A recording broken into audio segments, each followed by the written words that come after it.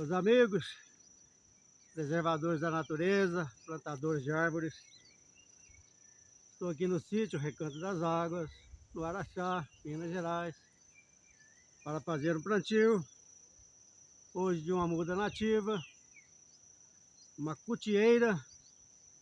Vocês conhecem a árvore cutieira? Uma muda de árvore de nome cutieira.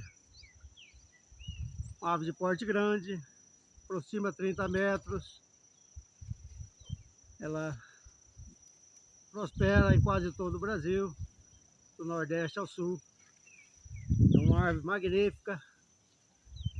Ela é uma castanheira, na verdade. E daqui a pouco eu digo porque o nome cutieira. É uma cutieira, é uma árvore que dá castanha, melhor dizendo, mas que não é comestível. Ela é bastante forte, não se recomenda fazer o seu uso. É uma belíssima árvore, como eu disse, chega a 30 metros. Por que cutieira?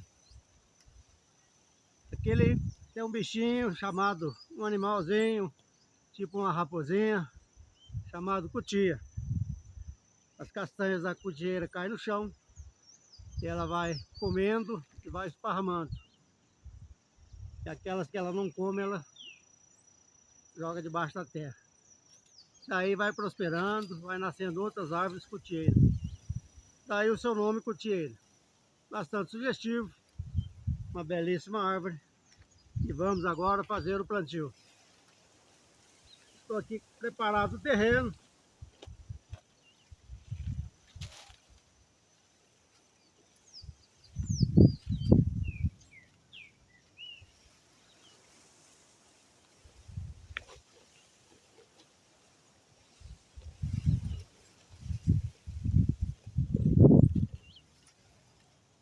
Misturar o adubo com a terra da cova.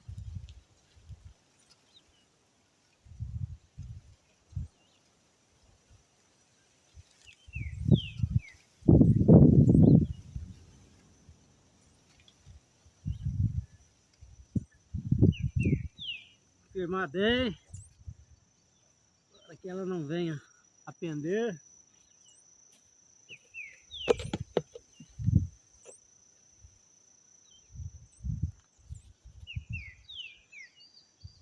Começamos o mês de outubro, estamos aguardando uma bela chuva. Vou fazer aqui uma proteção com capim. E agora bastante água.